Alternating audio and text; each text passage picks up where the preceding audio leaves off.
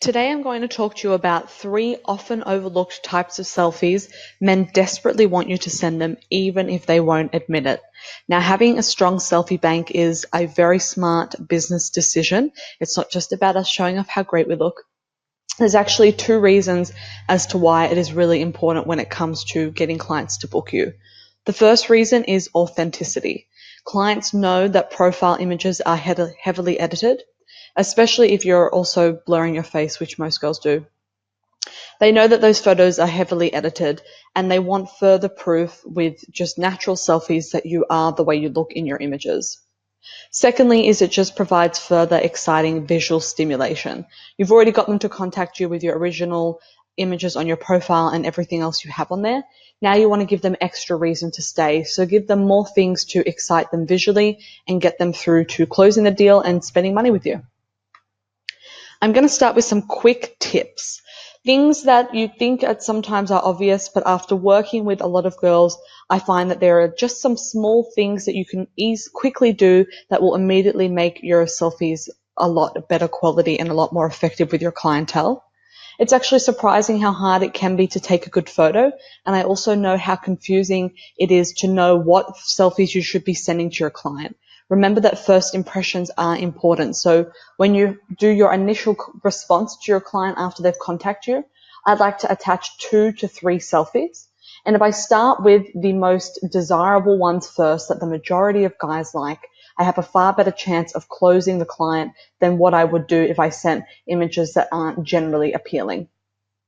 Now, the photos that we're going to go through do apply mostly to just the general men. There are, of course, those guys that do like the more obscure sort of selfie or a look that isn't as commonly liked. But if we aim to at first please the majority of guys, then when we do get those rare few that are different, they'll usually just tell you that they're different and what they like. And if you're willing to cater to it, you can take a selfie that they particularly ask for. So some quick tips that you can instantly do to make your selfies better is wear push-up bras. Big boobs is generally desirable to most guys, so even if you already have big boobs, I suggest that you put on a push-up bra to make them even bigger. Tight is always better. If you don't feel like you have the figure for a tight outfit, or if you don't feel comfortable in a tight dress, wear something that alludes to or gives the illusion that it's tightly worn, and learn to pose your body in a way that you can't see that it's not actually super tight. So you just have to get creative and practice here. Go for a simple look. Don't think fashion. Now, I love fashion just as much as the next girl. I love belts and high-waisted pants and nice scarves, but men don't like them. Keep it simple, keep it sexy. You don't need to be putting on special belts and high-waisted things and accessorizing in a fashiony sort of way. It's not appealing to men. No oversized anything, no high-waisted anything, no intense patterns or prints. So again, keep the color of your outfit or the style simple. No big distracting jewelry. The only time I'll really put on big distracting jewelry is perhaps if I have a bit more of a slutty look and I have a big hoop. Big hoops do tend to be appealing to a number of guys, but generally I just steer clear from too much jewelry. Full body is best. Now, this goes back to the first point of authenticity. If you send your client a bunch of kind of head to shoulder shots or from the bottom of your breasts up, and that's all that you send them, they will become suspicious of what the rest of your body looks like. So if you can send at a minimum at least 1 full body photo where they can clearly see everything, that will be better for you.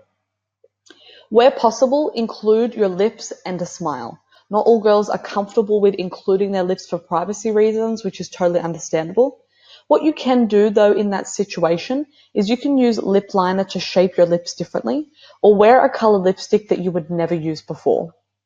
Perhaps don't smile because smiles tend to be more recognizable, but if you give your lips a pouty look in a color lipstick that you would never wear, that's generally a pretty good way of distracting from your lips being recognizable. So let's go to look 1, the everyday hot girl look. I always include a selfie like this in the images that I send to clients. There are 2 reasons for this. The first one is, again, it goes back to authenticity. If I send them a photo of how I look, relatively speaking, in the everyday world, it improves their belief that I am authentic and that I look not just like my profiles, but that I actually look attractive in real life. So that's important. Secondly, is we've covered this in previous messages, and we'll talk about it more in future messages, is it also plays into the whole, you haven't paid for this is a natural experience. It takes away the feeling of it being clinical. Even though men like to see you all dressed up, it is also nice for them to be able to see you in a look that refers them to think of you in the real world as if that you guys had just met somehow naturally. So that's why this look is really powerful, and it's my number one go-to look. So outfits, that I will include in this are tight jeans, tight casual dress, tight denim shorts, tight singlet, tight gym outfit, any crop tops, and tight skirts. So I have not accidentally retyped the word tight over and over again. I use it for a reason. It works, just do it. Men generally like tighter outfits, so stick to tight. I've included some examples here of selfies that I've used many times that are really effective. You can see that firstly, they're all full body. Secondly, there's just everyday outfits that we would be seen wearing out with our friends. It emphasizes cleavage in all of these shots. The one on the left, the girl is actually wearing a push-up bar that you can't see underneath. And the other two photos gives the hint at cleavage, and then obviously the last one, you can see quite a bit of boob. So all of these photos are really effective. Using the lips is helpful as well. Look 2 is the dress-up outfit. It may seem a little cliche, but again, it works. Now, of all the outfits that gets requested most regularly, it is schoolgirl. No doubt about it, 80% of the time, if a client requests an outfit and I suggest something, they will pick schoolgirl out of all of my suggestions, or they'll just straight up ask for a schoolgirl outfit. If you're going to do that look, I suggest you go the whole way. Do your hair in pigtails, wear high socks. If you want to even have a cute little kind of accessory to your outfit when the client arrives, like a stack of books or an apple or a little backpack, that will just be cute and to show the client that you've really gone to the extra effort. So I really recommend everybody should have a schoolgirl outfit in their arsenal. The second most requested outfit is secretary. Again, go the full look here. If you can get the glasses, put your hair in a ponytail or like a high bun, the kind that you would have if you're actually in an office. You can get the ones from the sex store, or you can just make up your own. I find that clients prefer the version that you've just made yourself. So a high-waisted black pencil skirt and a white blouse, black stilettos, or something to that effect. The sex shop ones are not realistic enough, and men generally like the more realistic appeal. The next outfit that actually gets requested is gym outfit. It isn't listed third here, but that is the next one, which is so easy to cater for. It really just means a crop top and tights or shorts of some kind. You can also do your hair in a ponytail, and you could do little sneakers to make it more realistic. Clients really like that, and often if they ask for this outfit, they generally prefer not as much makeup. So I suggest you don't do a full heavy face of makeup with that outfit. Then the last two that do get requested but far less likely are cop and nurse. Clients who look for cop tend to be the guys who prefer a more dominant experience, so where they're a bit more submissive. And the nurse one is probably the least most requested outfit, and sometimes a client will just ask for that one if it's more of point of variety because he's done the other outfits before, but still can be a sexy, cute outfit. So here are some examples of the famous schoolgirl outfit. I really love all of these photos. They're all super effective. I especially love the one in the middle with the green just because it's a little bit different. You can see that the two on the right both have the high socks, and the last one on the right have the pigtails.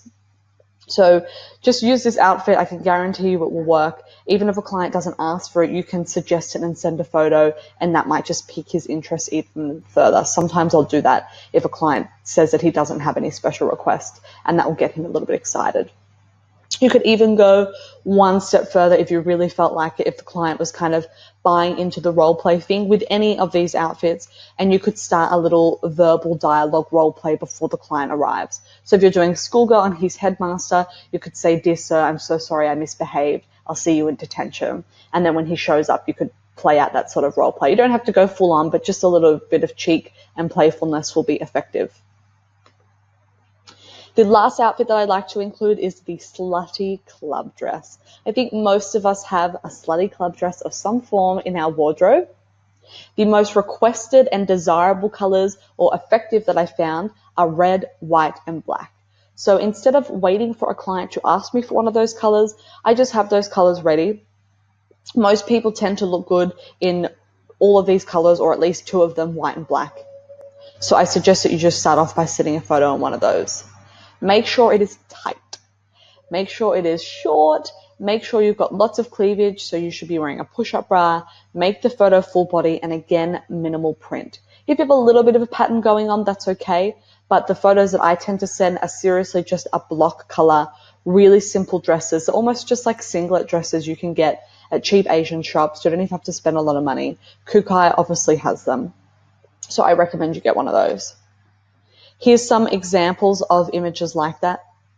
As you can see, they're all full body. The last one on the right, you can't see directly front on, but you can see her legs and see that she's willing to send a full body photo. So that's important. I really like that her lips are included. And on the left, it's great that we have a smile. As you can see, it's red, white, black. They're all just very simple photos. They all show cleavage. They've all really been very effective.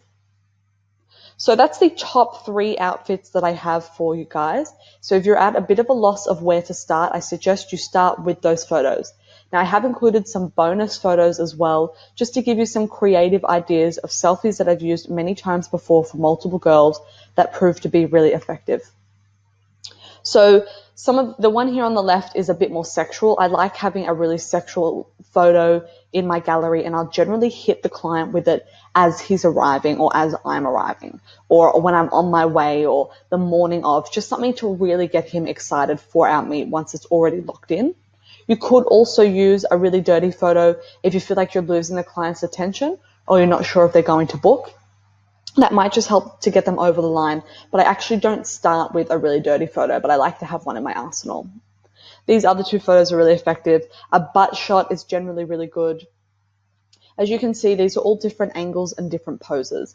When you're doing your selfies, it really is just about practice and learning what positions look best for you, and also seeing that the client wants to see a variety of poses. So it's helpful if you don't have the different outfit in the same pose every time, if you can try and learn to pose in different ways that will just, again, lend to authenticity, because the client can see that you don't just happen to look good in one frame, but that you look good all the time because you look good in all these different images. So it helps for that. And a few more looks here, a few different poses. Variety is important. Give them different things to look at, different things to think about. So just some more ideas for you to get, so you know how to pose your body and work with your body. When I first started taking selfies, I was pretty terrible, but after a while, I really got the hang of it. I basically know at any time what photo I can take that will make my body look good. So just have a play around with it, have fun, and get that selfie bank nice and full. So thanks for listening today, guys. I hope what I've shared with you has been helpful. Hit me up on isabel@foxgirls.com.au. I can't wait to speak with you soon, and I'll see you in our next lesson.